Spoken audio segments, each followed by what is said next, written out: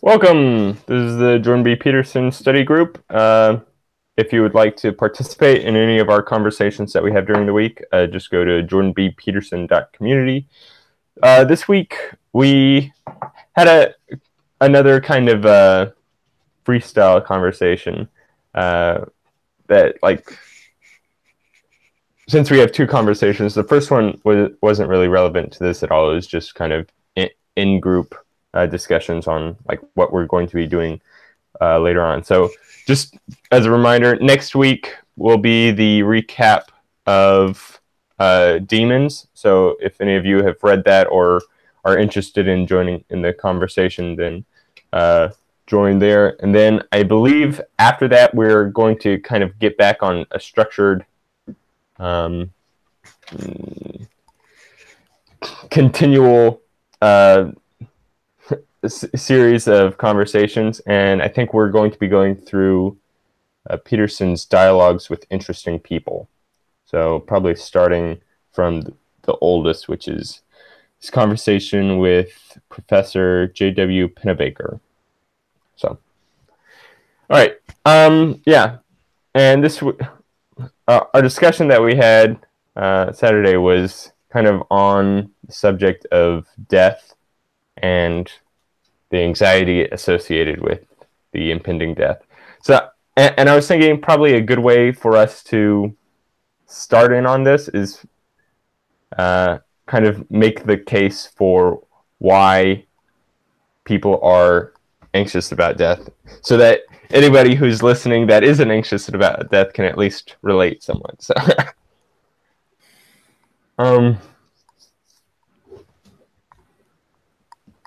who isn't anxious about death?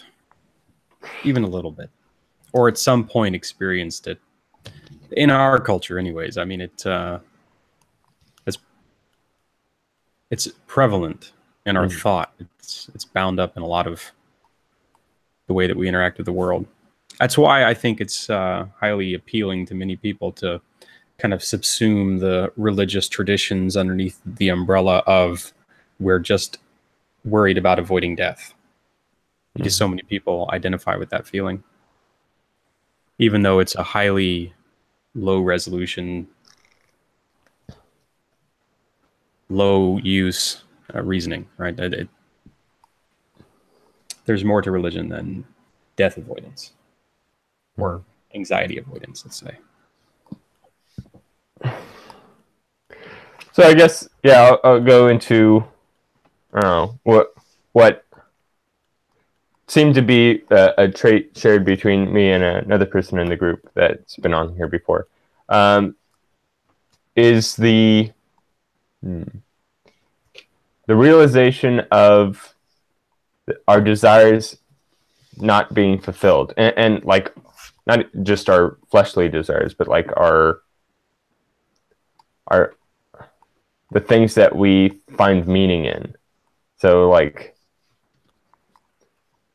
yeah. So like your the fullness of your life, like it. I have tons of like plans for what I'd like to achieve during my lifetime, and if I were to die, then that would be that would cause those plans to never come into fruition, and then so that's what makes me anxious about death. And like, yeah, death is an obstacle to the completion of your goals, of your worthy goals.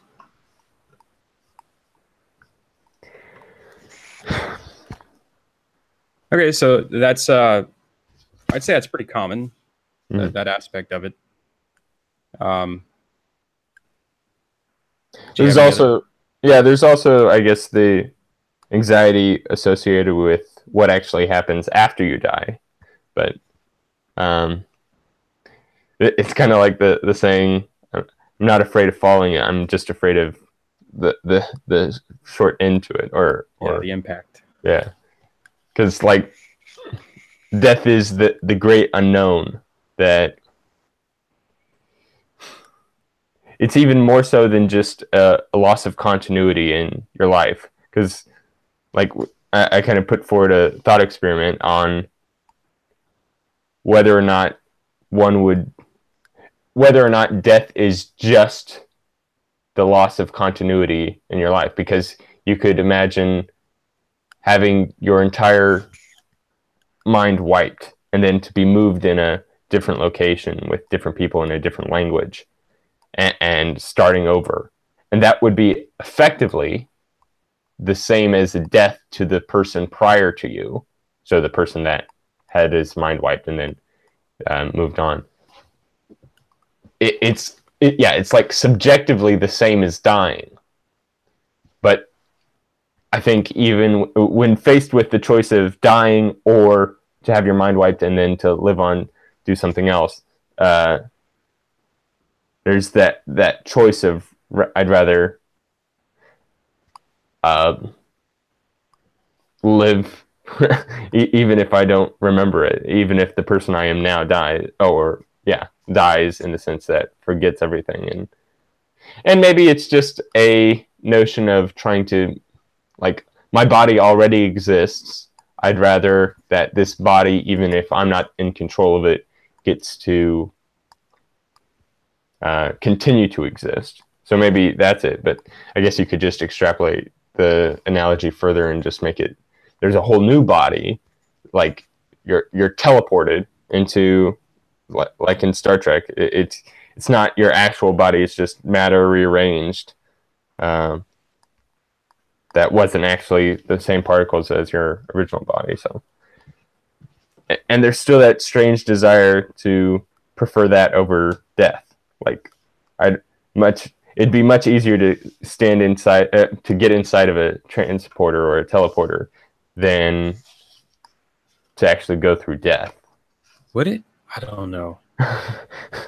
If it were likely, or even a possibility, that the current me is going to cease existing and I have to take it on faith that the new me will be a me, I don't know. There would be a great deal of hesitation stepping into that.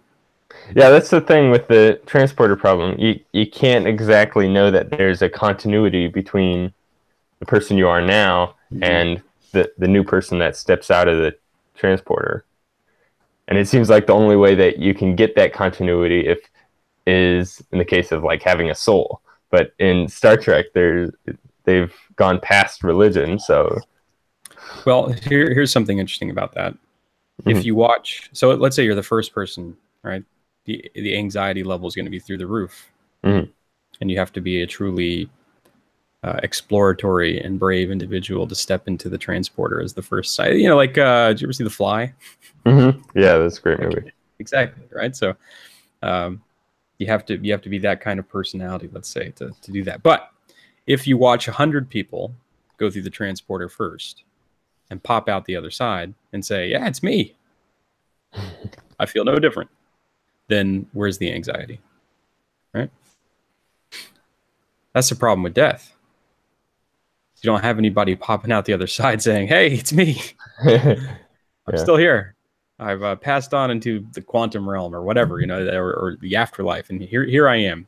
And we have a great deal of stories that deal with that, but no method of measuring whether or not that is objectively true according to the scientific definition. And therefore, within the scientific worldview, where we have no access to that kind of repeated experimentation, let's say, that reduces the anxiety level.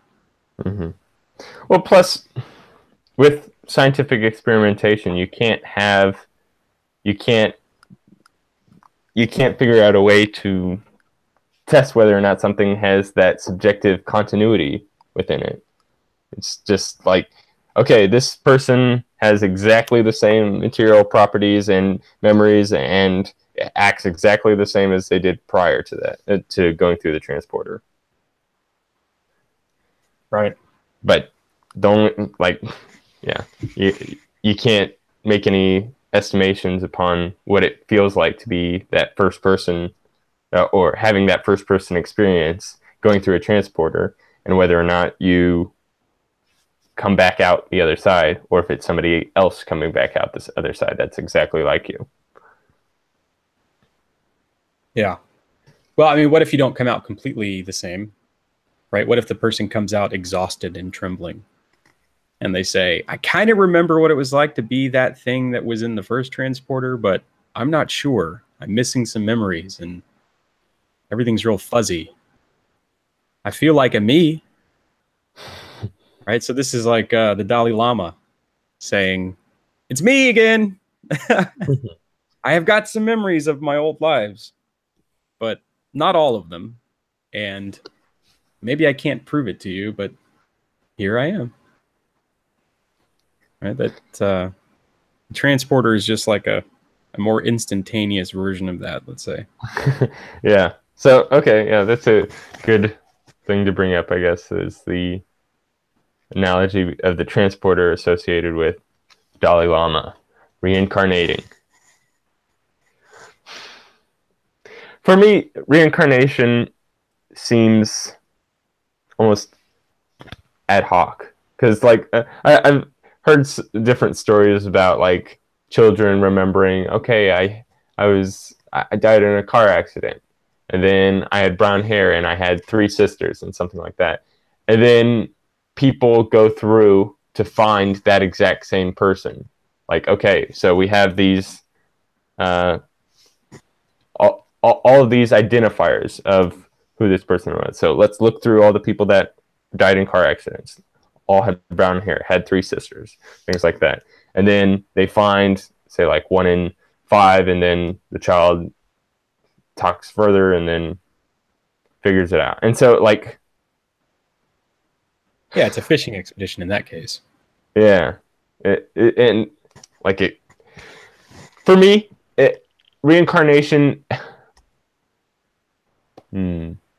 It's hard exactly to say that even if I was the reincarnated being of somebody else, that we are equivalent, because I do not contain the past memories of somebody that came before me. How do you know? Because no, I did bring this up when we were talking about it yesterday, right? That there are new experiments and new approaches in the attempt to discover the evidence of genetic memory. This has long been posited, but we're starting to find reasons to think that it may be more than just a hypothesis. Okay, so that's true. There are certain cases where memory affects us without us remembering it. Like, you can have a dream, and then you, like, maybe after you wake up, you'll try to remember, what did I dream about? And then later in the day, something similar to that will happen, and you'll be like, oh yeah, that's what my dream was earlier. Right. There's part of it is the fuzziness or the ambiguity of what a memory is. Right. Mm-hmm. Because a memory for us is that which has occurred during our lifetime and has imprinted a particular neural circuit in our mind. And then when we recall it, we run that program, and it produces the sights and the sounds or the taste or the emotional valence or whatever it is we experienced then, depending on the resolution of our memory. And the resolution of our memory is based on a lot of other things, like the capacity of the mind that you're working with. Clearly, memory is on a gigantic spectrum, just like IQ or something along those lines. And the relevance of the memory, its emotional value, all of those things contribute to how distinct it is. But the archetypes are a type of memory, let's say. They're a lower resolution memory, right? It's the accumulated evolutionary form of memory. Yeah, when you're an artist and say you're writing a story, there are things that seem to fit and things that don't, and you have no real way of saying why that is until, like, later you could see, oh, the reason was it didn't fit with the archetypal story of the hero or something like that. There are things that, I don't know if that's necessarily memory though, or it's like this strange intuition into what should be. But yeah, so that's what I was. So again, in our life, memory is that which has occurred during our life and then made a neural circuit. It's patterns imprinted, and then we can recall it. But if we're talking about the transporter problem, essentially you have distributed the number of people entering the transporter out over time as my ancestors, and they've all kind of entered the transporter, and I popped out at the other side, Mm-hmm. so to speak, right? Mm-hmm. And I'm trying to figure out which of me is them. So that's kind of how yeah, that's how archetypes are formed, I would say. That which is useful and valuable evolutionarily and is able to be retained in genetic information and passed on. And I mean, I don't want to go woohoo, but let's just stick to that, right? So if that's the case, then somewhere in here, continually processing things through those filters and views, it's a type of memory.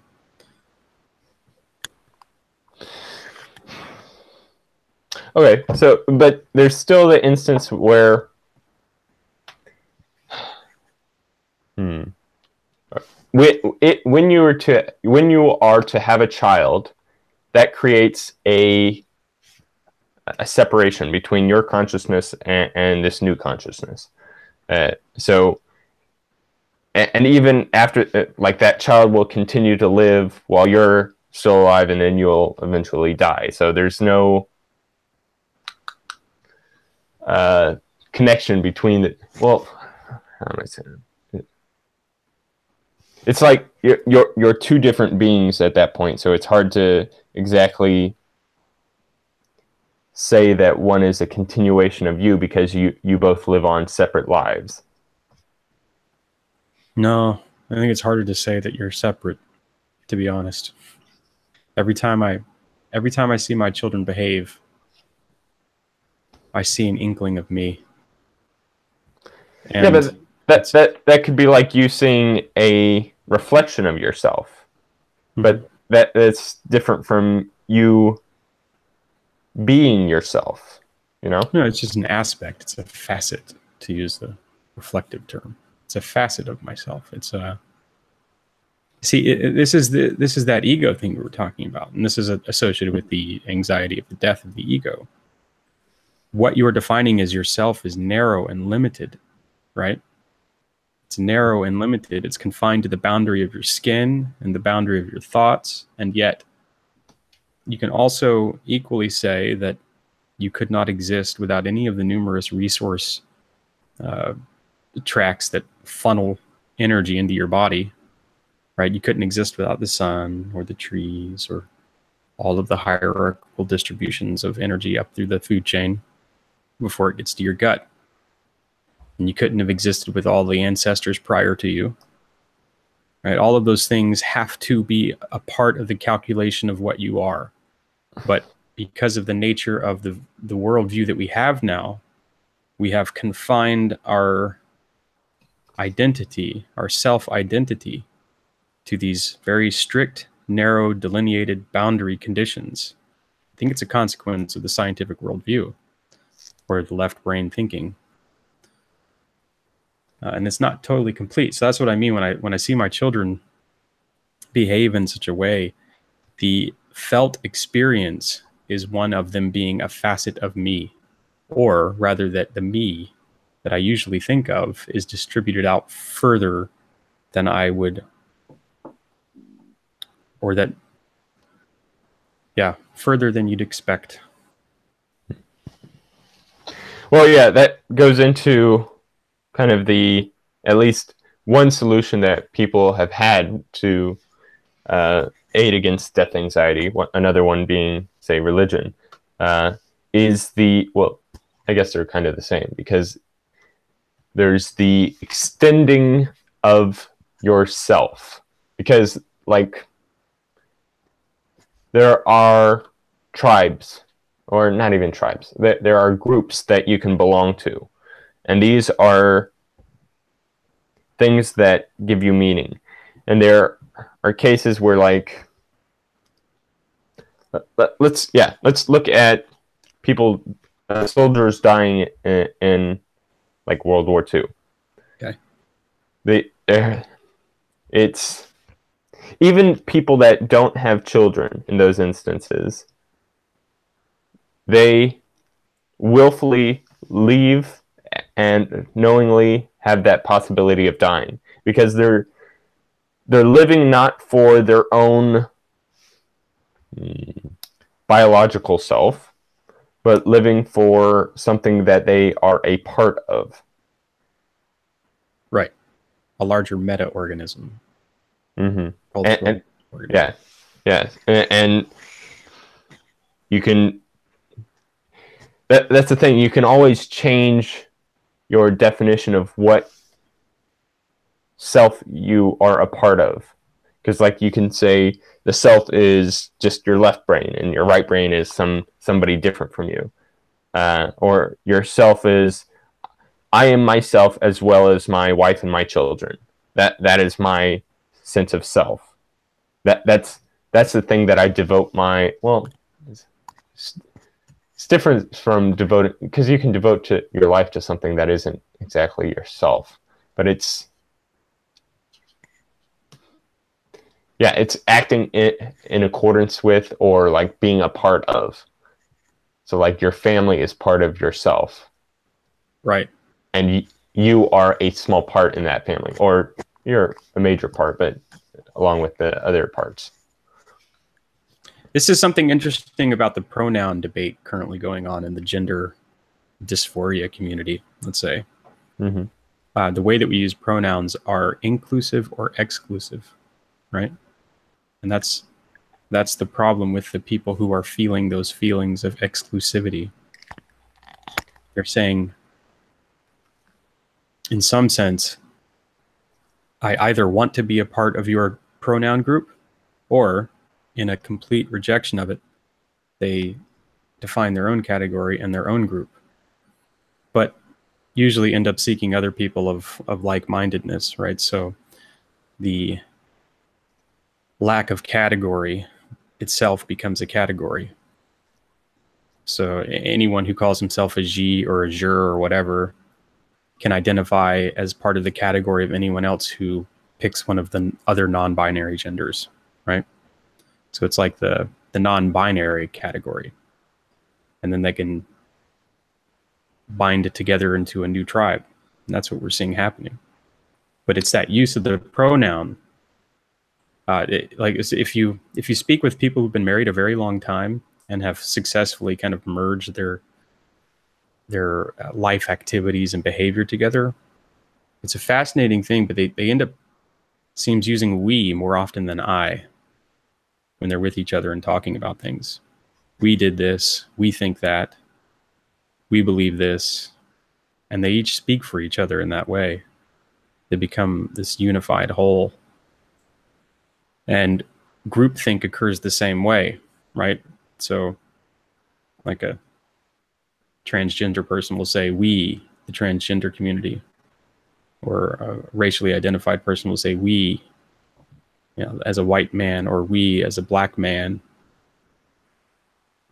It's that identification process. So it's a broadening of the self. And somehow that's related to death anxiety.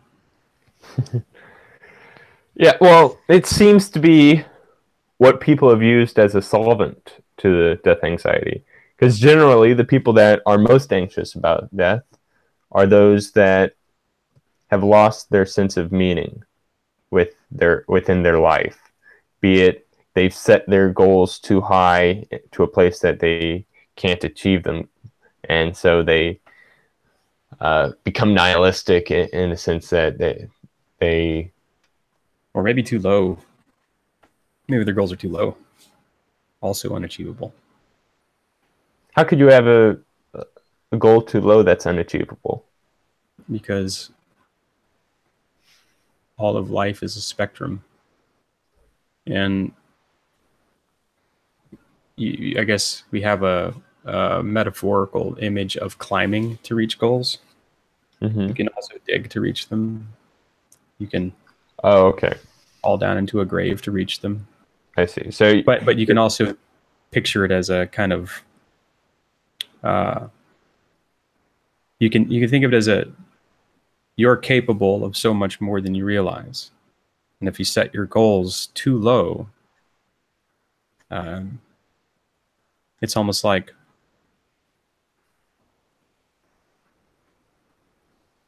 denying what it is to achieve goals. It's almost like backward motion, retrograde motion. So like you could set your goal to be something as based as existing. Like I desire to continue to exist, and that's all I really require. And Well, just then to be less than what you are now, right? So, in other words, you could set yourself backwards, right? This is like the lack of maturity that's so apparent in so many people in politics right now. It's a reverse in growth. You are losing instead of gaining, right? You've set the goal backwards. I guess you could think of it backwards rather than down, but to yeah, like it's rather lose. than gaining, you're giving up something essential that will allow you to continue to gain. Mm-hmm. Meanwhile, sacrifice is the giving up of things that allow you to gain even more, or collectively speaking, gain more, right? Martyrdom is an example of that, which is tied up with death.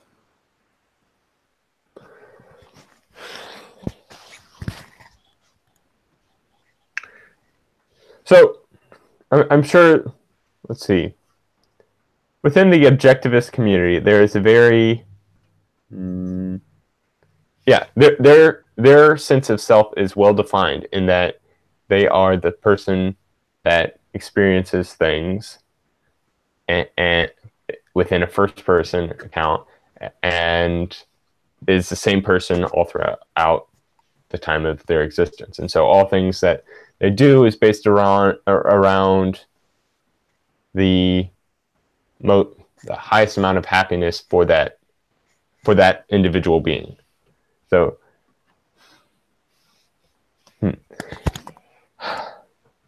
why did I bring that up? I don't know, but it seems more useful to think of yourself as a collective. It's that you're shepherding, let's say, right? It seems more useful to consider your conscious being the adaptable thing, the thing that can change and meet its needs for the environment, as the guardian or the guider, the nurturer, and the decider of how to order the chaos of all these various multifunctioning parts. And that allows you, if you see it that way, to then consider yourself a minor part within a larger whole, and then to consider that whole a minor part in an even larger scheme. And that's the development of the hierarchies. So if you recognize that you are part of a group of, well, okay, so let's say you have a family and you have children. Your goal is now to keep those children alive and have them prosper. If it's just you and the children and you die, you can't at all feel comfortable that they're going to succeed in that vision. They're not going to prosper, right? If I were to die right now and my children only had myself to rely upon, the anxiety associated with that would be extraordinary. And the answer to that is to have a broad and cohesive family unit that can take up that same goal, right? So the goal becomes distributed amongst all the people. Yeah. So having the goal of raise up good children being spread across. Yeah. So just recognizing yourself as a part of that larger equilibrated goal-setting group, to use Piagetian language, right? So then recognizing that the reason why you need to form and shape these tiny little souls into prosperous individuals is to support the family further, and then support the larger tribe, whatever that is, the culture as a whole, and on throughout time. Okay. So, well, I know within the objectivist community, like any form of collectivism is evil. Yeah, but I guess it's very hard to make the distinction for what is the self, because if you wanted to define yourself down quite a bit, you could say your brain is yourself and your body is something else. Because like I can't feel what my well, I guess the brain does have complete control over. I guess I can't say complete control over, but a good fair amount of control over the body itself. So it is the self just that which has control over the other parts within it, or the other parts connected to it. So self is that which you identify with. It's just identification, not necessarily control.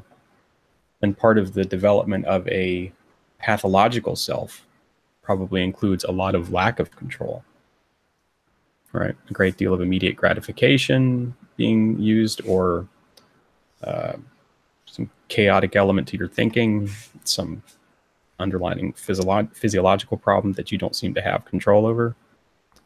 But that which you identify with, right?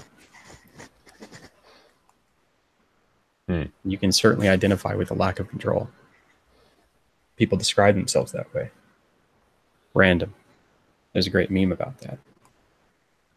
Hold up my spoon. Spork. Yeah. Oh, Spork, right. I'm bad at memeing. That's interesting. That I've been thinking a lot about creativity lately, and the way my brain works and how it develops creative ideas. I think that's a big part of it. Is the you can almost think of them as like errors of recall, or momentary errors of reconstruction. And in the observation of that new formulation that includes the error, you suddenly find something that's meaningful. It's not really an error. You were talking about, before we started this, you were talking about Jung making the errors, right? In his presentation, and that being seen as a synchronous event, helping further explain the concept. Kind of like that, I think. If the self is just that which you identify with, then you could identify with anything. You could identify as a attack helicopter. Yes. And then that's yourself. Yeah. And again, there are hallucinogenic drugs that can achieve this to a profound degree. Dissociative drugs. Talk about salvia. You can identify with a chair or a small piece of textured bark or something. You know, like that's easily achievable. And if you're Jung and you have an active imagination, you can identify with a lot of archetypal figures and ideas. That seems to be something that consciousness is capable of doing, choosing what to identify with. Right? So that's how you determine what to let go or what to gather to yourself.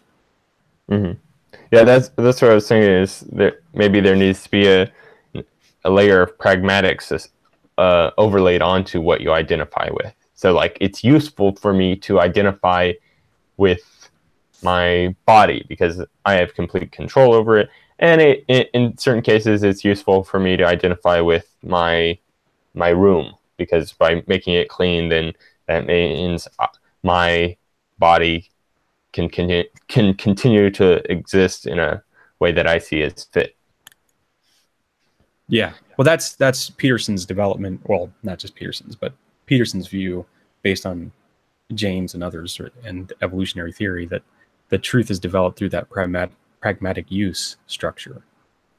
So it makes the most sense to define yourself as pulling into you, into your boundary, whatever that may be, that which is of use to your goals.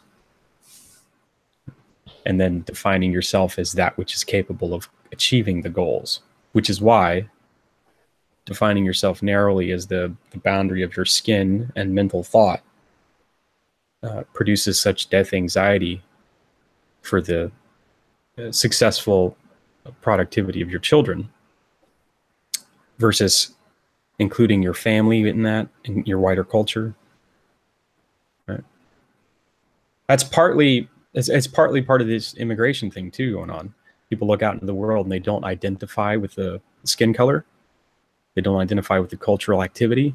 Mm-hmm. And so they're feeling like their self is constricted and narrowed, right? It's becoming smaller and smaller. These people are opposed to their goal structures, opposed to the same things that they desire, and or competing for the same resources that would allow them to achieve it.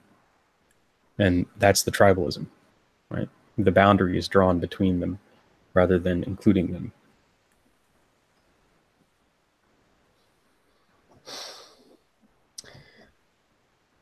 I don't know. It seems wrong to think of the self as some just arbitrary line that we can push and pull on whenever we feel like it. It's not arbitrary though. That's what we're talking about. The line is drawn according to that which is pragmatic, that which is useful.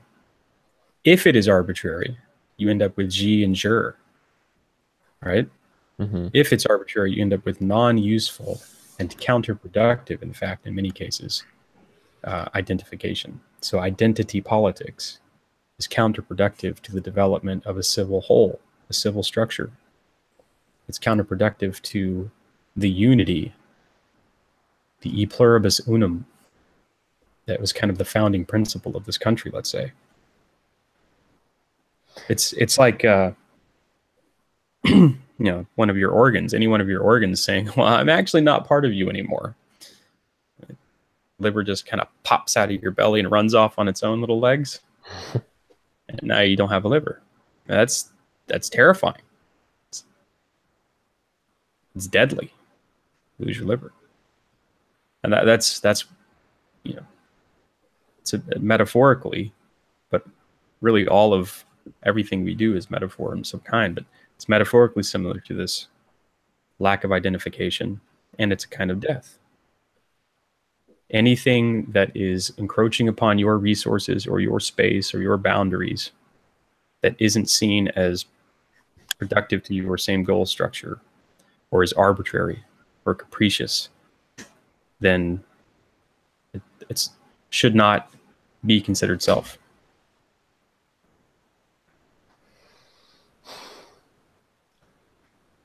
So, okay, I guess bringing it back to the example of the World War II soldier, he has a certain value of keeping America free, and thus goes out to war and dies in order to play a part in attaining that goal.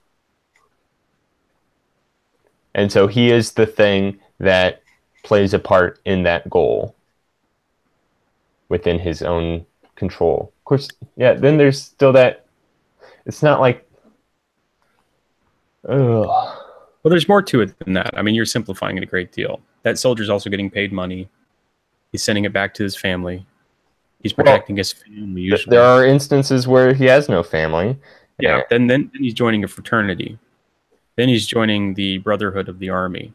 Mm-hmm. I mean, there are lots and lots of sub goals that people have that aren't related to something like the family, but is akin to the family. It's akin to joining up with a larger group, being subsumed within their goal structure.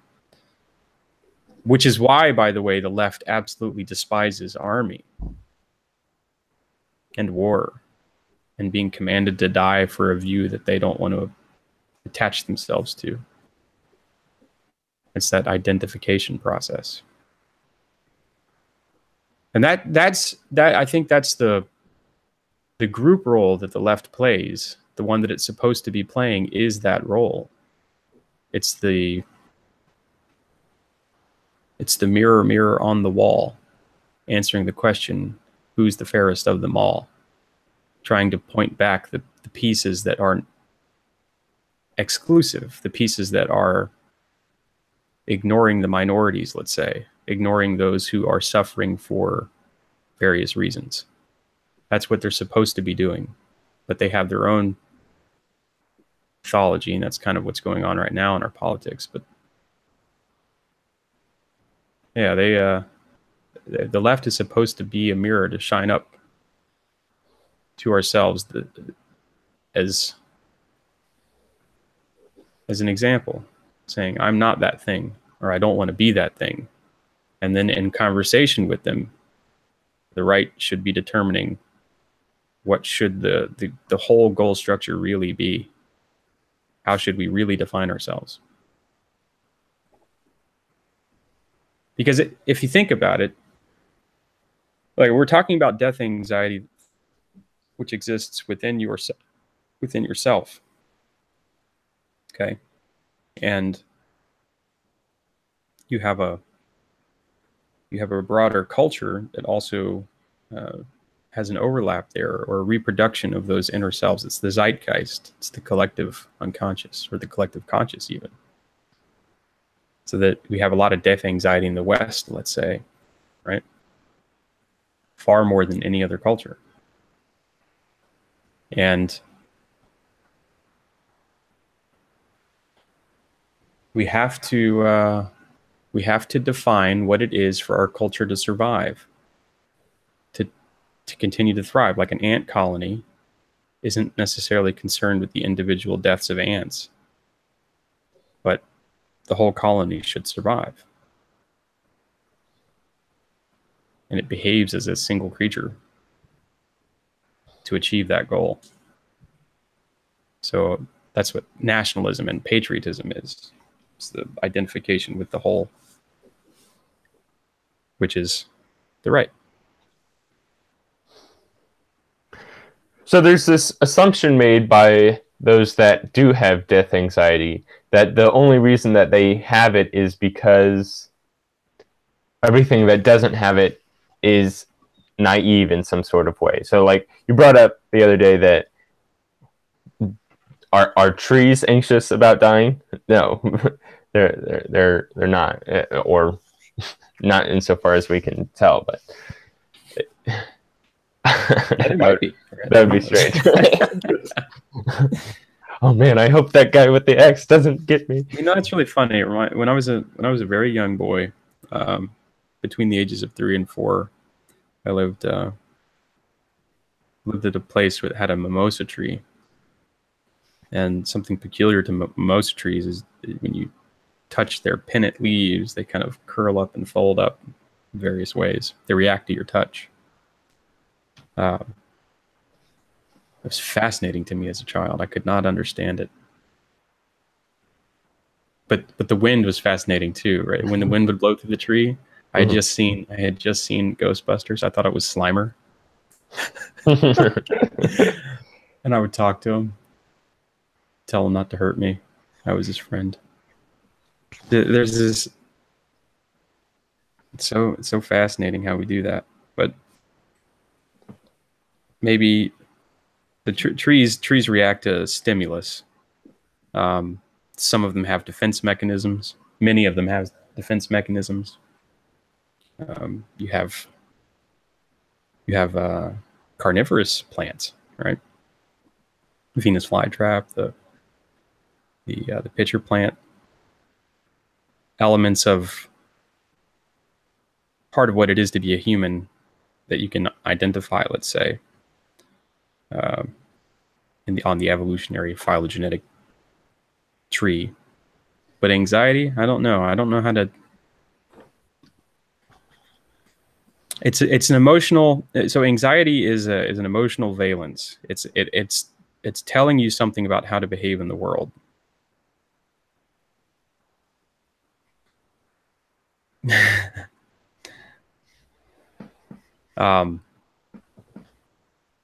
There's a guy in chat that just wrote the one word cult. I'm not sure what that means.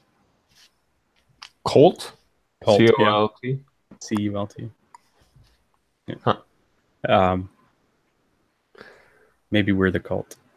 Yeah. The Jordan Peterson cult. Probably. F. Flanagan. Welcome to the cult, Flanagan. Drink the Kool-Aid. It's delicious. Delicious. Or you can stick around and talk. Yeah, so I don't know how to define anxiety in trees, but I'm pretty sure they don't experience it. And I think that when we experience it as an emotional indicator of how to behave, it's usually a paralyzing emotion, something that prevents you from acting. So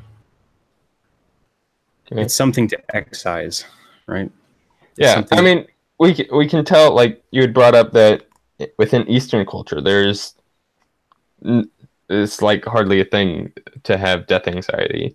It's something that is a development within whatever our way of being has allowed that to come up. Yeah. So how to define death anxiety exactly to somebody that doesn't have it exactly? Yeah, well, I guess maybe it's because within Western culture we've defined ourselves primarily by our actions. And so when we lose the ability to act, we lose ourself. We lose our sense of self. I don't know if it's something interesting about, let's say, Japanese culture and their development of honor. Familial honor is deeply tied into behavior, how you act and behave in culture. I really need to study Chinese culture more, but I imagine something similar exists there, but not to the developed degree it is in China or in Japan. And that has probably to do with an island nation versus a non-island nation and how many people are located on it, that kind of thing. Mm-hmm. Okay, well, maybe think of a pre-modern agricultural society. This might work out. When your worldview, or no, when your frame of existence is limited entirely to a village, say, there is a small realm of possibility that you can live out, essentially. So like it may be that like over 20 years you play every role within that one village. Like when you were younger you were a farmer, or I don't know.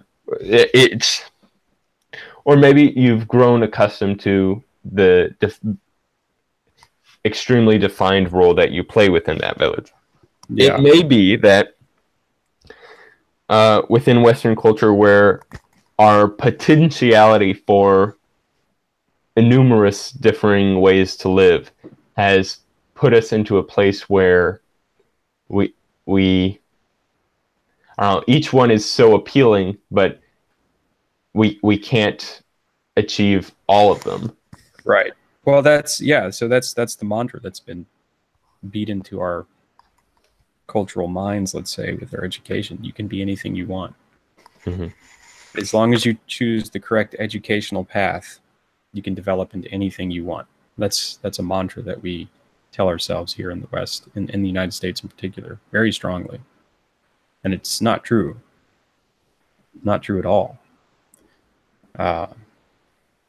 It has some truth to it, which is why it's so enduring. But it's not true. And yeah, it's probably contributing a great deal to the idea that people can call themselves any gender they want, or that gender is a thing separate from sex, right?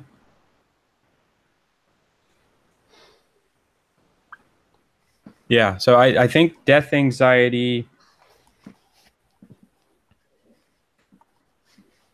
So death is just the lack of continuation of something, right? Mm-hmm. But you have to continuously let old parts of yourself die off You don't even have to let, they just happen. If you get old enough, you'll get Alzheimer's, right? Or dementia of some kind. Or, well, yeah. You get into an accident, lose parts of your brain. You can drink enough alcohol daily. That also affects memory formulation. And there are lots of things you can do to your brain that kill it off, let's say, or to your body. Yeah, there seems to be like as you age, like when you're younger, you have desires to live the fullest life possible, and then as you age, your sense of self loses some of those desires to the point that you lose even the desire to live. Eventually, depending on, well, it's like you become closer and closer to death, and it is no longer the scary enemy, but a comforting friend in a strange way. And it's like maybe the reason that we who are younger fear death is that we're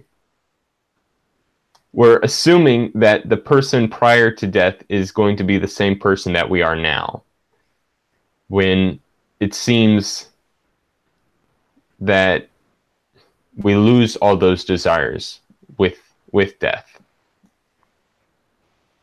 Like the person who's alive, he has a strong desire to act in the world and to sustain himself.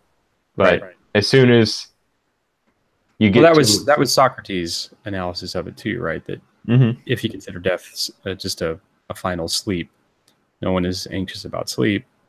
You don't persist in your anxiety. You don't persist in your desires. It just all disappears into the void of darkness, and so you don't have to worry about the lack of continuation. Yeah, there's the assumption that while either directly prior to or during that sleep, I'll have all my desires still. Or it's like, I don't even know if it's that, because like I know that when I die, I lose all those desires. But while I'm currently alive, if I were to think about dying, then me still having those desires, death is a fearful thing. And I don't know. Myself, I'm not too anxious about death, just based off of recent occurrences that have happened to me. But it's I can still identify with the person that was fairly anxious about death, and I mean, I still have desires for this world that I'd like to attain, but yeah. Well, so yeah, I see death as being a kind of bummer, because I'd have all these things that I'd like to do wouldn't end up not being done, and so I'm like, that stinks. Bummer. Yeah. Well, yeah. I bet you can't say bummer, right? You can't say bummer after the fact. You can only say it beforehand. Mm-hmm. It's your assumed position. So that's what's so strange about the whole death anxiety thing. It only works forward in time. Mm-hmm. Yeah, which seems to be like you identifying with the person that's died as the person that you are currently, when the person that's died loses all the desires and values that you hold currently. Right. As it seems like religion, or the stories that are bound up in religion, have solved this problem, and that we've only rediscovered it in the West as a consequence of the rejection of those principles, rejection of the stories. Right? We're trying to tell new stories, and people like Sam Harris or the secularists, the humanists would say, we can make new stories. We can make we we can make a bullet point list of what we think about human beings, and that will be enough to satisfy the anxiety. It's something very interesting about this, though. You'll find that most of these celebrity atheist types are it's ensconced well within some hierarchy already, and usually have been lifted up. Right, that's why they're celebrities, and supported by these goal structures. So the achievement of their goals are being carried out by far more than just themselves, and they represent the kind of the crest or the head, top of a hierarchy, which is protective from this anxiety that occurs when you have this fear of not being able to achieve your goals, right? So they're already necessarily being protected from that anxiety in some fashion. Mm-hmm. Yeah, they have their clearly defined role that they are playing of being, say, the arguer against God, or not of God, but against those believers in God, and that is how they find at least some sense of meaning within their life, by enlightening the peasant folk. Now, that's a bad. No, it's true. It's a mischaracterization. But I do think, yeah, they have the high notion of truth as their core value, and so by spreading the truth to the people that are misinformed, that is something that they can achieve meaning within. Well, try to imagine. I mean, you're a script writer, John, so try to imagine a script in your mind between Dillahunty and a guy with an 80 IQ. Oh. Try to imagine it. I'm not disparaging 80 IQ, by the way. I know plenty of people with that IQ, and they're wonderful people. But I can guarantee that he's not going to have the language or the capacity or the stories to tell that will be meaningful in any way to a person with 80 IQ. Right? But it's not possible. So there's one element of the humanist position that will fail to resolve a lot of the problems with their sophisticated rationality for a great portion of the population. And I've thought about this because you could let's say you just dispense with the lower half of the bell curve. What's funny about that is, as soon as you chop it in half, it reforms itself into a new bell curve, right? And then you end up, over time, developing new ideas and new theories and new complications, right? So that's the same thing that exists now. You have, let's say, a spectrum of mathematics, right? And at the very top of that hierarchy, on the very right end of that tail of the bell curve, you've got a lot of mathematicians dealing with Riemannian manifolds and complex nonlinear algebraic topologies and all sorts of weird stuff, right? Like stuff that nobody else outside of that narrow little portion of the world can participate in and understand and derive value from, let's say. So at any given point, anybody on the curve can say, this is what's valuable, this is what's right, this is what's true. And you will be excluding a very large portion of the other lower portion that can't have access. And yes. Yeah. So, yeah, it's hard to identify with the highest value of truth when you have a limited capacity to comprehend such truth. And I can speak from personal experience. Like I was raised in a very low education style where in order to learn things, I had to recognize just how little I know. And then, like, even now, I still, I'm trying to understand all these hard concepts, but like, I enjoy the process, but I can't say that I know truth. Right. I just have all these different ideas about what truth might be, and then it's kind of like the Sherlock Holmes of rule out the impossible and then find the most probable. That's as close as I can get to truth. When you have eliminated the impossible, whatever remains, however improbable, must be the truth. Yeah. Yeah, that's a good point. But that goes back to the pragmatic aspect of it. I'm so upset. This dude who wrote Cult didn't even do a downvote. Come on. He must be part of a cult. I just noticed that. Like, what? He doesn't even know how to YouTube. All right. It's yeah. Well, they're speaking from an entirely different value set of truth and rationality and reason. It is, say, Matt Dillahunty's highest values that he bases his life around. Oh, I don't know if it's no. His public they're the values that allow him to achieve his goals. That's the thing. No, those are his goals. Or well, I guess no. See, there's more. He can state that, but there's far more to it, right? He sets a value for his speaking engagements. He purchases homes of a certain value. He pays a mortgage, right? Or maybe he doesn't.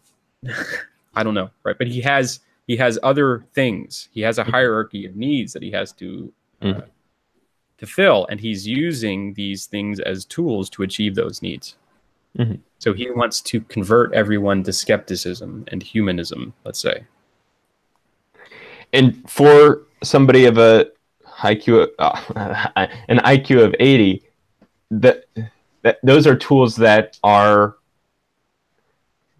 unable to be used exactly the same way as somebody Precisely. A hierarchy. Could not interject in a person with an IQ of 80 into his hierarchy and have them ascend the chain. And I I have experienced this many times. People who usually identify with that hierarchy have a very difficult time speaking with anyone who is not within that hierarchy.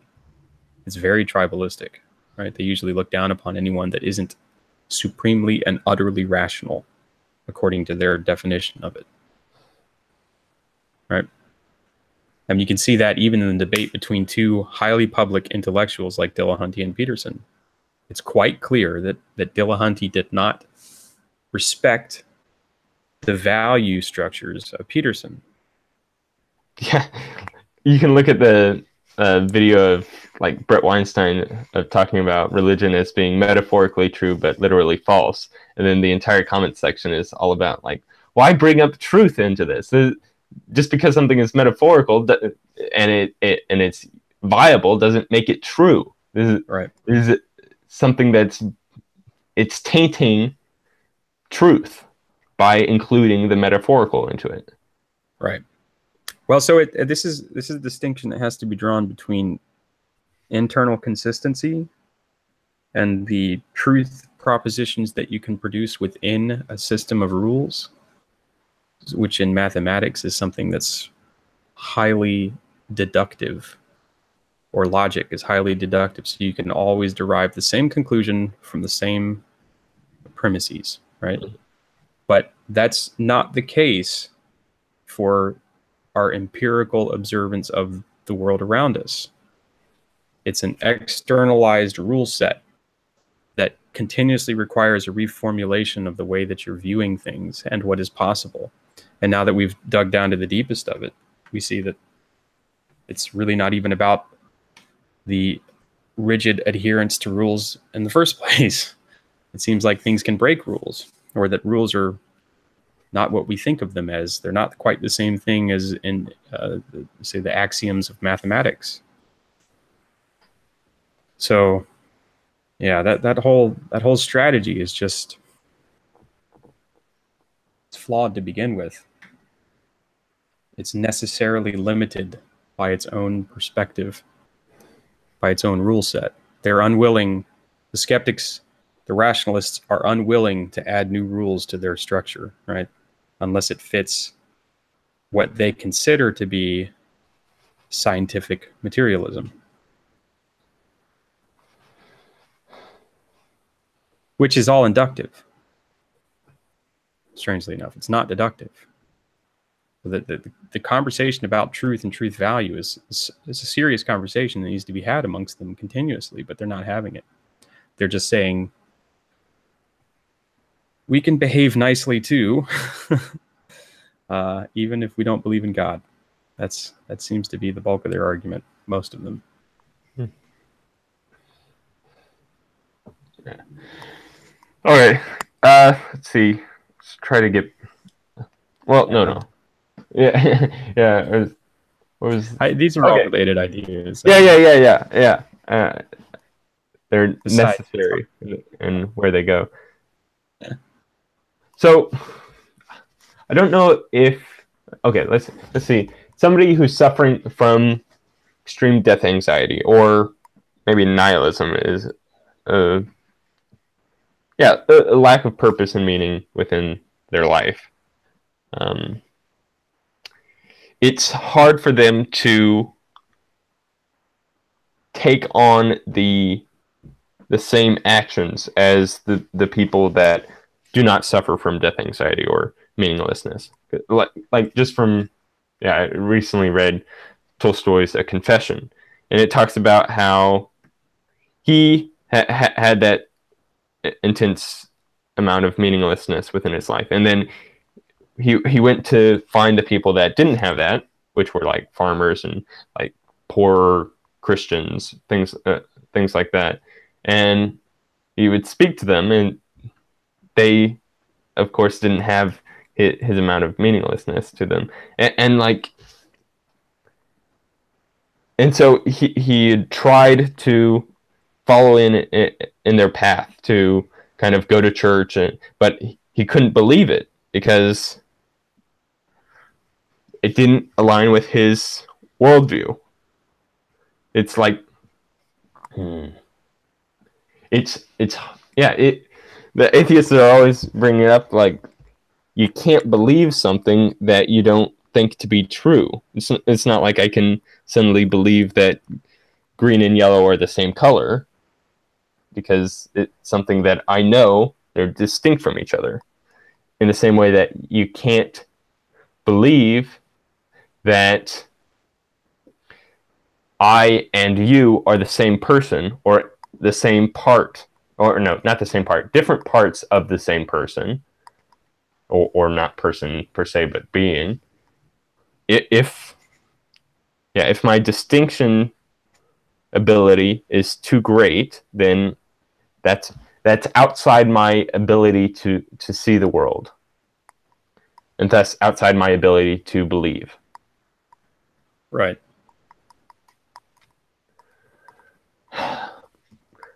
So I guess, is the only way that you can lose that perspective is through some sort of necessary, okay, maybe not the only way, but at least a prominent way to lose that perspective is by something that breaks your worldview. Yes. Breaks your ego or your sense of self into, or your certainty. Yes, your truth with which you identify with. Right. It's once you have a failing, and a catastrophic failing is even better. You have to reformulate yourself if you wish to achieve your goals. And someone like Dillahunty, let's say, can avoid death anxiety because all of his goals are being achieved. And it's just happening as a natural course of him finding the audience to listen to him, right? It's not people who disbelieve what he's saying who are paying for all his tickets. Let's look at it that way. Mm-hmm.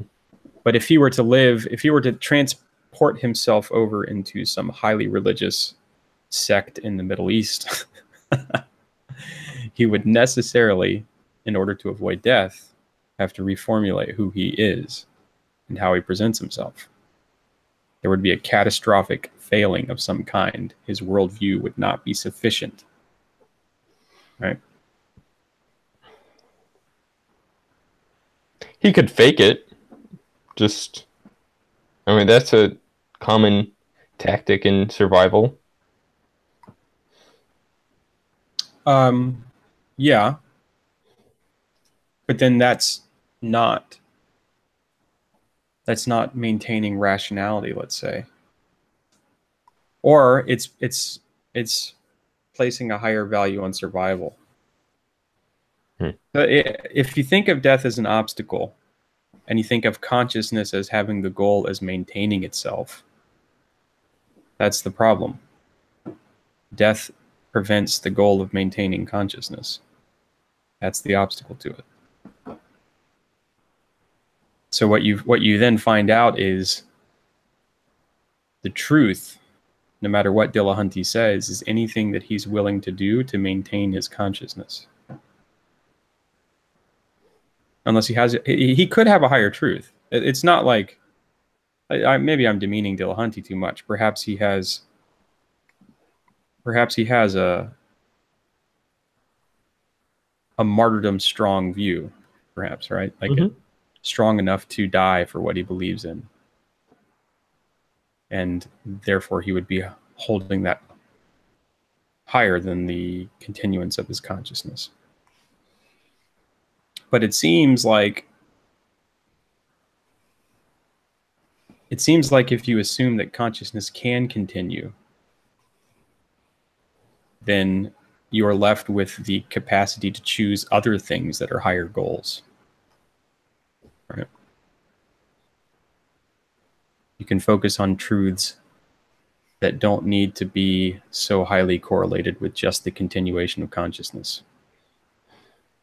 And that seems to be the value of this belief in death not being a problem. And so how to solve that is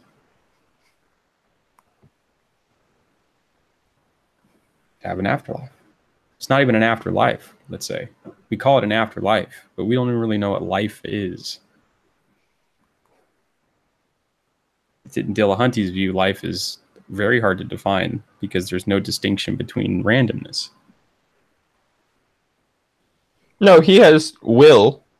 Like he talks about, he's the person that would throw Sam off the stage. That there's will within people, but not within. Well, no, there's still. But how are you defining a distinction between people and matter? You know, inanimate matter. So if people have will, then all of the little minerals and pieces that have been built up to make me have will. Unless you go the chaos route and say that it's some weird emergent property, right? Yeah, sure. Get to a certain complexity level. That's an easy enough. Well, it's akin to saying there's an afterlife. It's akin to saying there's a God. It's not something that you can. It's not provable. It's not testable. It's just a phenomenon that you experience. So anyone who experiences the phenomenon of God or the rational analysis of it or the ontological proofs or anything like that are equally justifiable in believing. So there's like an emergent post-process that occurs to conscious beings. Okay, let me get your point. If consciousness or life is an emergent property of certain patterns of unconscious matter, then that's just as you can use that same rationale to assume that there is some sort of emergent consciousness made out that's of a higher capacity than regular conscious matter. Sure. There's a TED Talk that's the emergence of universal consciousness that is quite fascinating, but it's I'm sure something that would rustle their jimmies a little bit. Yeah, well, that's the thing. Like, everyone is so exclusionary, so certain, so dogmatic. Right? Dillahunty's dogmatic. And they just assume that because science has predictive power,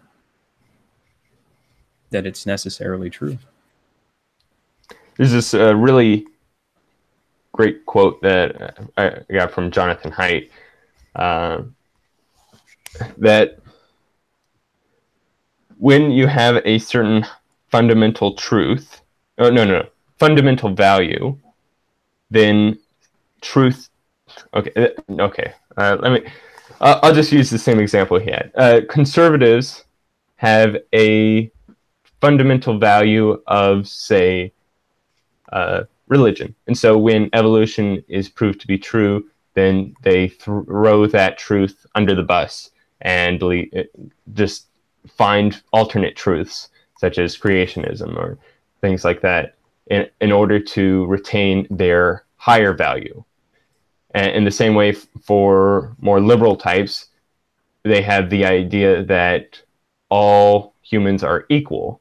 And so when there are truths that come out that contradict that notion, then those truths also fall under the bus. So what I'm curious about is what happens when truth and reason and rationality are your highest value. What gets thrown under the bus that contradicts that? Is it meaningfulness? Is it life? Is it pragmatic? Well, I think once survival? we start using these words, it becomes a little more abstract and harder to nail down. Yeah, that's true. What does it mean to have truth as your highest value? What kind of truth? And how are you viewing truth? Okay, naturalistic. That was the big argument between Peterson and Harris, right? What is truth? How is it defined? How do you find it? How do you use it? What's it look like? You know? But it's like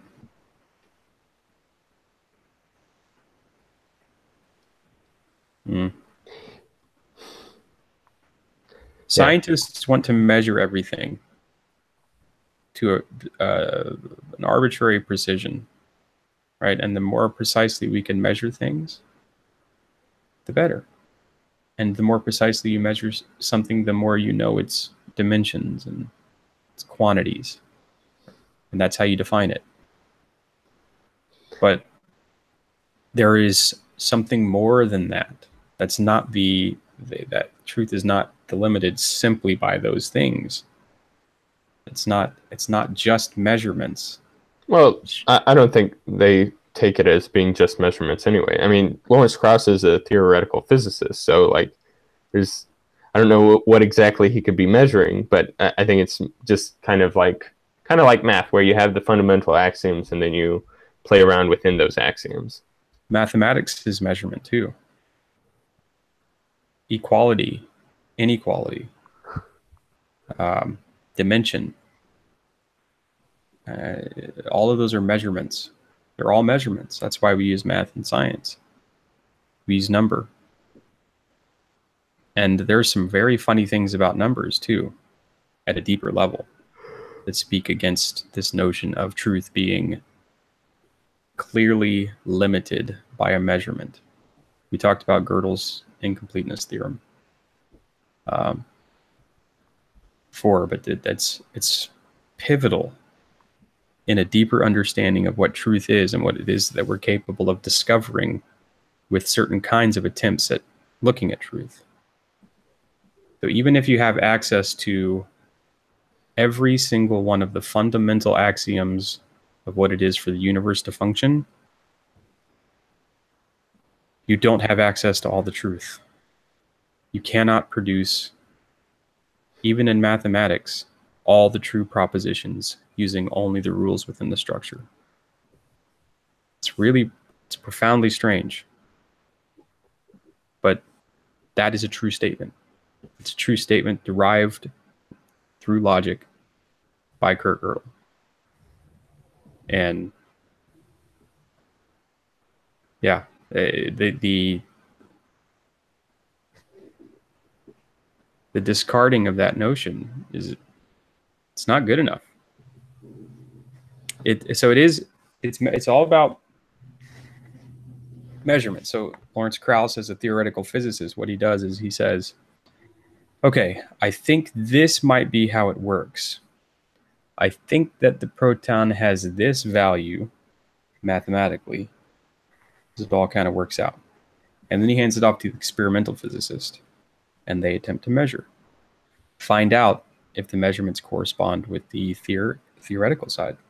And if the measurements correspond, the theory is retained. And via that process, we have refined our measurement of the universe to a great degree. And at every step where we're unable to measure, we just make a new instrument that can. But it's all about measurement, and it's all about how the causal interaction occurs through time. But there's something above and beyond that, and they ignore it. The secularist ignores it. The scientific materialist ignores it. Not all of them, by the way. I mean, some of them acknowledge these things, right? Many of them acknowledge these things. Penrose is another famous theoretical physicist, mathematical physicist, who acknowledges these things, right?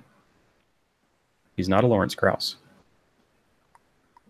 And he acknowledges the limitations of measurement, limitations of computation and algorithms.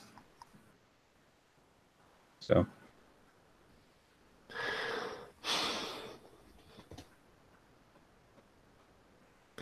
yeah. I mean, since I know a lot of the atheists, they don't want to include an afterlife into their equation for reality. So is there a viable way to get rid of death anxiety that does not include that within it? Yeah, just keep busy. That's what we're talking about. Delahanty's busy completing his goals of converting the world to skepticism. No time for death anxiety. Till your field. Clean up your room. Right? Sort yourself.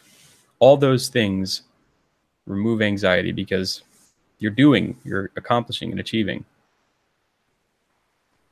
And it may come back at some point, let's say, if you've accumulated a great deal of success and then you begin to identify with those things and you don't want to lose them. Maybe the death anxiety comes back and you have to resolve it at that point. But keeping busy seems to be a very good way to reduce anxiety. And the best way to keep busy is to insert yourself into a hierarchy of value that you can ascend by achieving goals. Mm-hmm. Right? There has to be a continuous effort. If you insert yourself into a hierarchy that isn't tall enough for you, let's say, you could look at it that way rather than saying that your goals are too low. Then you get to the top and it has no explanatory power for where you need to go. So you have to go into another hierarchy and jump across into something else. People with religious ideas often do this, I think. I did this, right? Maybe you did this too. Like you said before, your education level wasn't enough. You had to go outside of that hierarchy and kind of pull into yourself these ideas that will help solve some of the problems. Which is effort. You're doing things, right? You're working towards a solution. Yeah, but you can't remain busy your entire life.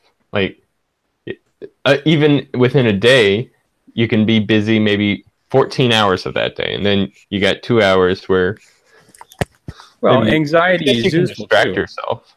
Look, anxiety is useful too. It's supposed to tell you dangers, potentially. I used the example when we were talking yesterday about the tightrope walker. It's supposed to keep you on the rope. Your anxiety of falling is telling you, don't screw up. Don't go left or right. You will not reach the other side. So you have to have... You can't get rid of it completely. And, let's say if you're Jewish or otherwise, at least 1/7 of your life, you're not going to be busily avoiding this anxiety with work. Part of it has to be introspective and community based on Shabbat, on the Sabbath. Mm-hmm. So, and that seems such, oh man, if we could just, like, even if you're secular, just acknowledge the Sabbath. It's so useful to have a day off where you focus on, the Jews would say you focus on the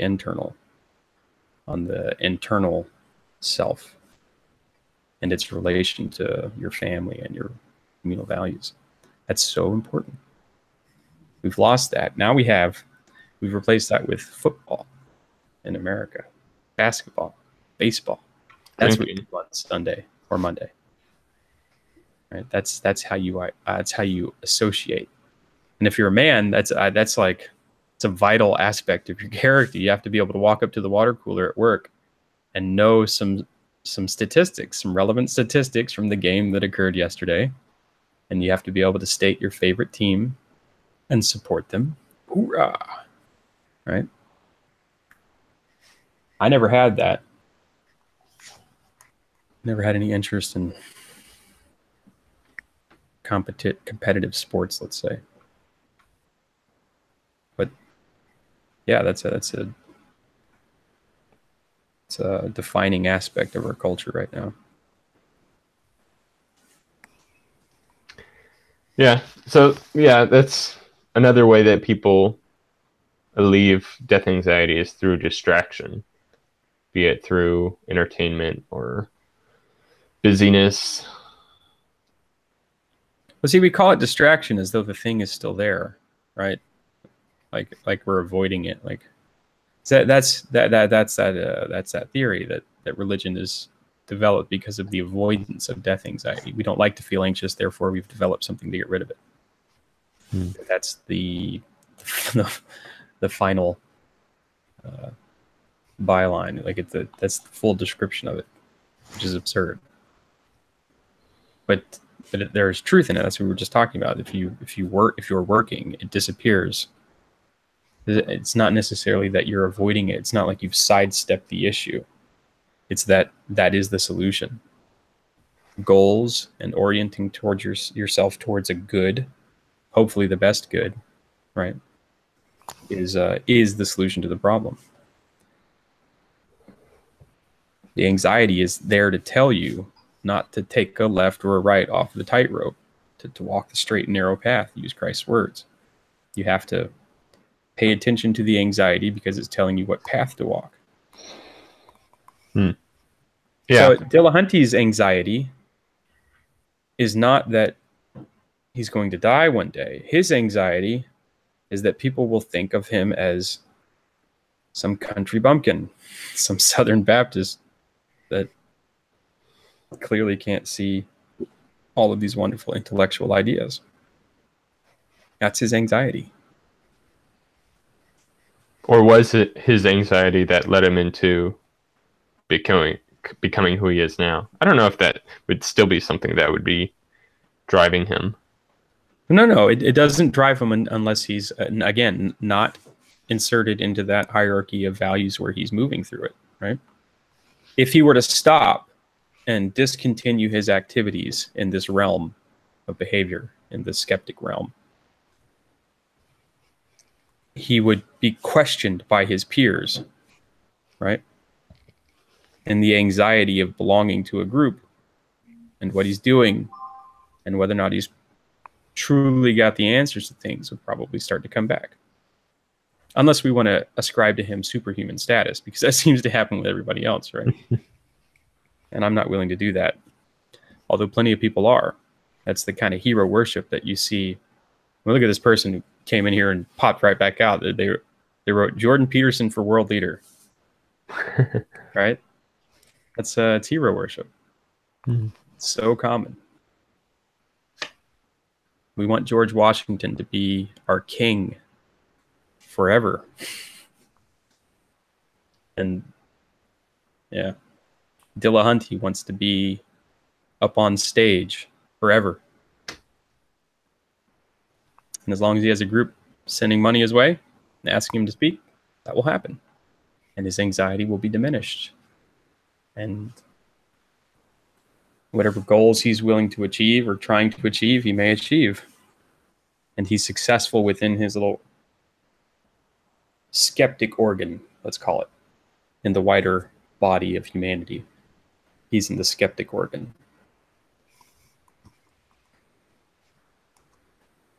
He's almost like you could think of leaders as like stem cells, the things that train up or that grow into the final unit, subunit, the best picture of the subunit for the organ that you're in. So he's like the stem cell that trains all of the other people to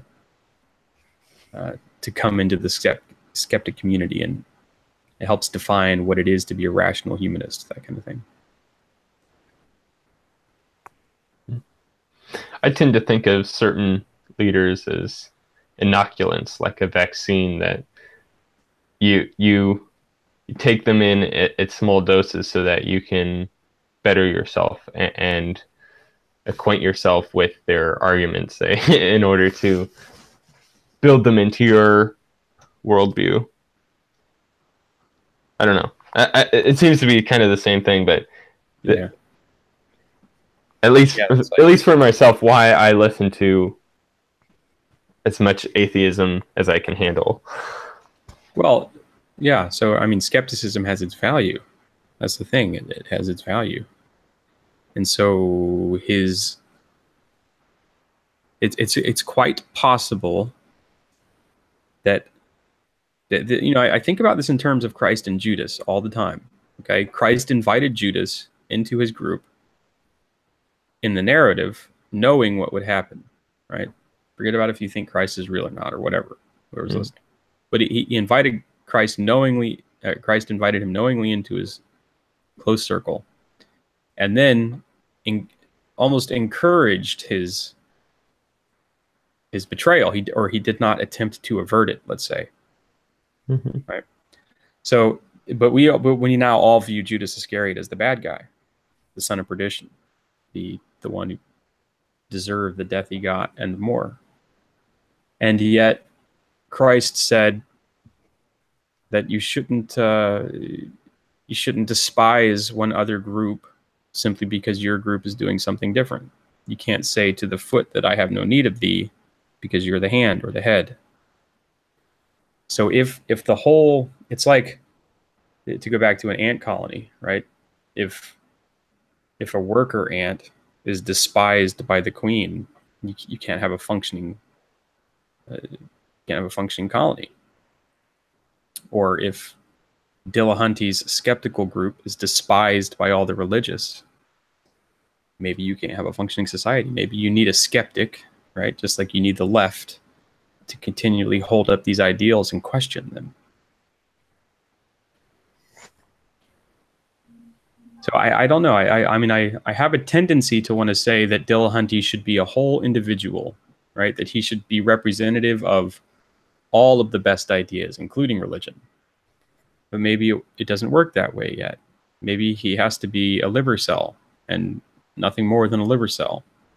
And his group of people, I'm saying Dillahunty, but he's obviously not the main leader, but people like him, Sam Harris and such, Hitchens and Dawkins and Daniel Dennett, all the people that everyone in that community look up to, they're the liver, functioning as the liver for the body of the whole. They're the Judas Iscariot. They have to be there. Yeah, I was just thinking about how the left hand and the right hand are diametrically opposed to one another, but they can be used alongside each other and perhaps opposed with each other in order to create something new. Yeah. You know, it's really funny. So watching my children grow up, you can ask them a question. Do you want this ice cream? Do you want a bowl of ice cream? And depending on your child, but in particular with boys, it seems, maybe that ice cream isn't a good example. Do you want to go to the park? Meanwhile, they're playing a game of some kind already. So it's like a distraction to them. And they'll immediately say no. Just no. No, no, no, no, no. No is like the first word they learn. No. But then immediately afterwards, they'll say yes. And they do this all the time, all the time. It's almost like one hemisphere is a little faster at processing and responding, or is still developing, right? And then since they're young, I'm assuming that it's the kind of like the right hemisphere analysis of it, and then the left hemisphere is like oh well, maybe I've got the timing on this reverse, but it'll sort of suit its purpose. It's more like a slower processor, and it says, oh, well, let me go back over that. Yes, I do want that. It's the comparative thing, and then the choice that occurs.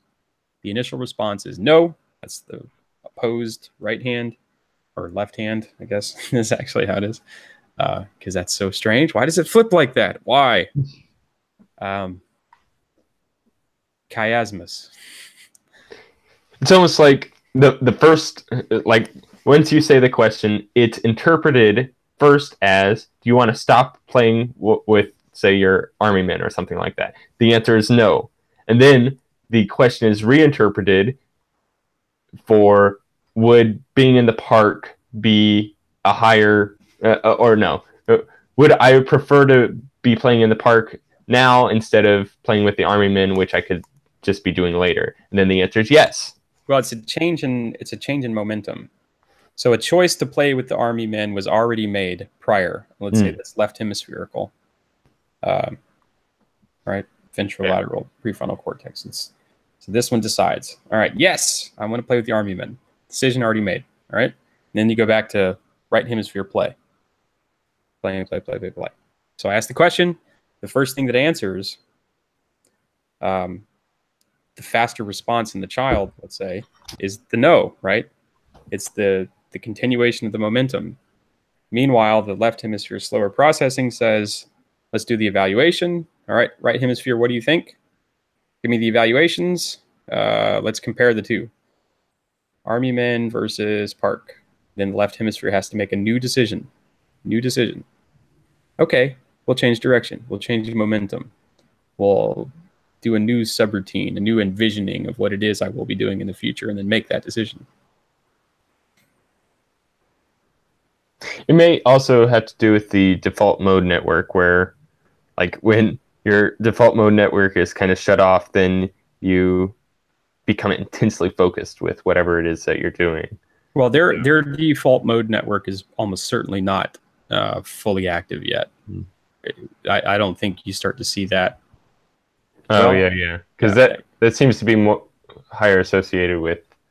It's a mature brain that you see that activity in, I think. And they're still developing that, and they're developing it via this conversational process they're having with their adult counterparts, let's say. So I'm offering him the choice. I'm giving him the choice space. I gave him the toys to begin with. I gave him the park option to begin with, right? That's the environment, and I'm representing that. And then asking him to make a choice. And in that process, he's learning how to make choices, and he's learning what he likes and dislikes. It's fascinating stuff. But it's so funny to see that happen. I'm seeing it now in my younger son. The same thing, the development of the no, yes dichotomy going back and forth. So Russell's going through it. Luke's now going through it. And that's the binary. It's like the simplest possible type of way to view the world. Yes, no, yes, no, yes, no.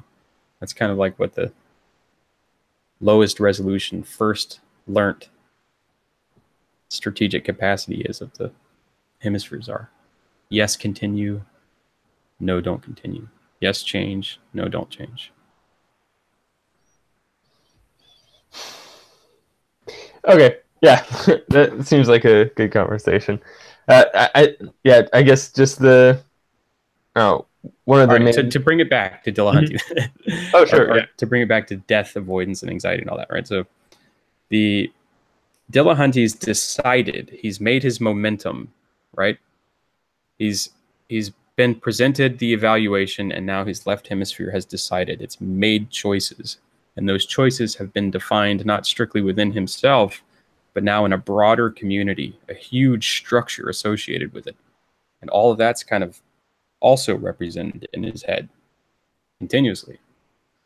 So in order for him to to adjust, let's say, to change his momentum, he would have to have a radical reevaluation occur before the left is willing to make a change. Before he is willing to make a change. When I say he, it's the combined hemispheres, right? So usually, say, death anxiety is a strong motivator to change direction, right? Mm-hmm. That's a strong motivator, but he doesn't have that. Yeah. So maybe that's part of the value of the death anxiety, is it allows you at any given point to kind of continuously utilize it as a doubt, right? As a necessary doubt, as the Socratic doubt. Yeah, that's something that's weird about the atheist community is it's predicated upon a doubt in something. And so it's like you can look at this through the YouTube community, how there was like Armored Skeptic and the Amazing Atheist and things like that. That their channels were built around disproving religious beliefs and things like that. And then later on, they became like anti-SJW channels. There was some, like, after they've gone through the proving religious zealots to be as crazy as they are, they move on to finding the new zealot and then proving them wrong. Yeah, it's like they identify with the contradictor, right? Mm-hmm. See, that's that no yes thing. It's the contradiction of one hemisphere or the other, right? Yeah, they have identified with that, and they've found a great deal of purpose within it, and other people are supporting them within it, and so they're continuing that mode of behavior in any domain that they find it in.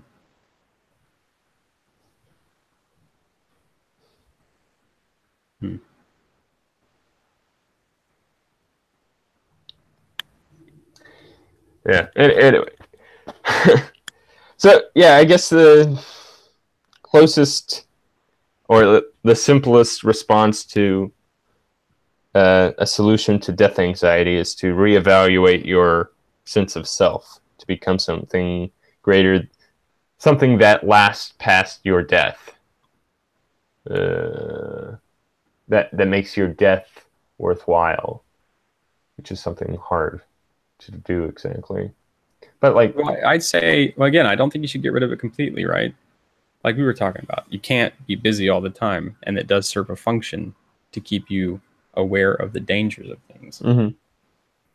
But when you completely lose death anxiety, when it's totally gone, you end up being those nut jobs that jump off the side of a cliff with the speed wings that are doing loop-de-loops, and they last a year or two and then are dead and leave behind a widow and their children. This happens so frequently in that community. I don't know if you ever researched that stuff, but it's tragic, right? But they've lost the death anxiety and or subsumed it within the addiction to the adrenaline. It's tragic for whom? For the wife and the child. Yeah, but that's usually what you see is the. Okay, yeah. In those cases, yeah, it is tragic. But for people that have lost that death anxiety and then they live on the edge and they don't have somebody that. Oh yeah, they're convinced that they're doing the right thing. Yeah, they're convinced that they're living life to the fullest, sucking the marrow from the bones. Mm-hmm. Right. But there's more to life than.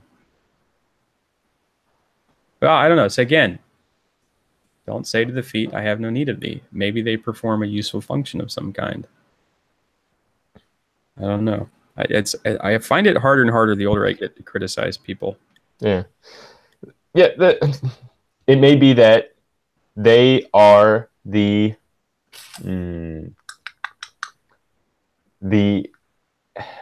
manifestations of the wildest imaginations of the people that are restricted in their lifestyles. So it's like, well, they're the explorers, right? Yeah, it's like that for the people that live 9 to 5 and have never left their home state. They have these intense desires to perform the impossible. And so like you watch those Red Bull videos or things like that, and these are those imaginations of those people, but put even further than they would have thought. Well, they're in competition to outdo each other. It's the same thing that happens in the political spectrums.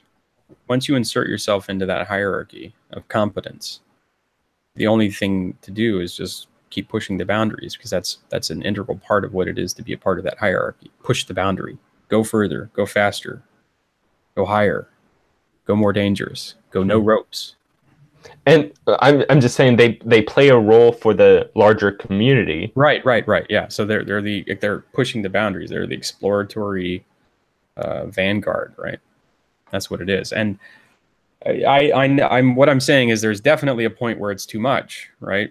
Where so someone like that, in other words, someone like that shouldn't have a wife and children. Yes. Yeah, right. Yes, please. Unless they have a high amount of life insurance, but I doubt that. I don't know. Perhaps. Right. I don't know. I don't want to discount the value of any particular group of people to the overall health of the community as a whole. Yeah.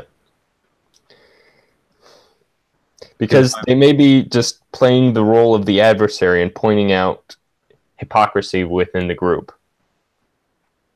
Like that's how I see the antinatalist atheist community. Because they've pinned down a point within the atheist community that cannot, by my imaginings, be reconciled within that atheist community, within the axiom of atheism or naturalism, whatever. Right. Yeah, and that which doesn't function well and has no use should die off. That's the evolutionary adaptation process. The pragmatic truth example. Right? That which is of value to the whole, which continues the conscious experiment throughout time, is maintained, it's conserved, according to evolutionary language. And yeah, it seems obvious sometimes that which is wholly detrimental, and we've decided, say, people who agree with Peterson, that the radical left is detrimental, right? That pumping more energy into that is asking for death, right? That's what ended up happening. Mm-hmm. Yeah, there are foreseen consequences to the current. Yeah. Jesse, who should die off? What are you? Probably not. I hope not. What did the comment say? They said I should die off? Question mark. Oh. Yeah. Hopefully you provide some sort of purpose to your life, and maybe you haven't discovered that purpose yet. But yeah, even within the role that you currently reside within, whatever group that you associate with, there may be some sort of benefit that you can bring to that. Those with no use. Well, I highly doubt that you're someone with no use. At the very least, at the moment, you're having a conversation with somebody. And we appreciate that. Mm-hmm. Right? So that's a big part of what Peterson teaches, in fact, is finding use. If you truly feel like you have no use, I encourage you to join our community. Really, if you feel that way, then start talking with a lot more people and be open to ideas. And I can almost guarantee that you'll find use. Yeah, that's part of what we're discussing here, is the usefulness of a wide variety of people, from Peterson to Dillahunty, from adrenaline junkies to the stay-at-home mom, right? Everybody's got a different use. Community. The Jordan Peterson community. We've got some links in the description down there to a forum, and we have these discussions every week, and you're welcome to attend anytime. And I would say that, again, I would encourage you, if you do feel like you have no use, talk to more people, especially in the Jordan Peterson community, and because a lot of people feel that way, right? And that's a big part of why Peterson is so prominent in the media right now, because he's talking about what it is for us to have use, to feel like we belong, to have meaning. That's what meaning is. Right? To have a goal and to be moving towards that. So you don't have no use. Maybe you just don't quite see where you fit in yet. Mm-hmm. Very good. All right, I have to head off, but Okie doke. So, yeah, as Tyler said, just check the links down below for how to participate within this thing that we're within right now. Next week, I think we're going to be going over Demons by Dostoevsky, and I still have like 300 pages left of it, so I should be able to read it by then. I don't know. I may cheat a bit and like read the last part through audiobook or something like that. I don't know. Yeah, just skim. Yeah. All right. Yeah. Thank you for joining us, and those that reside within the future that will be listening to this later, perhaps. Thank you. Good luck, everyone. Mm-hmm. Goodbye.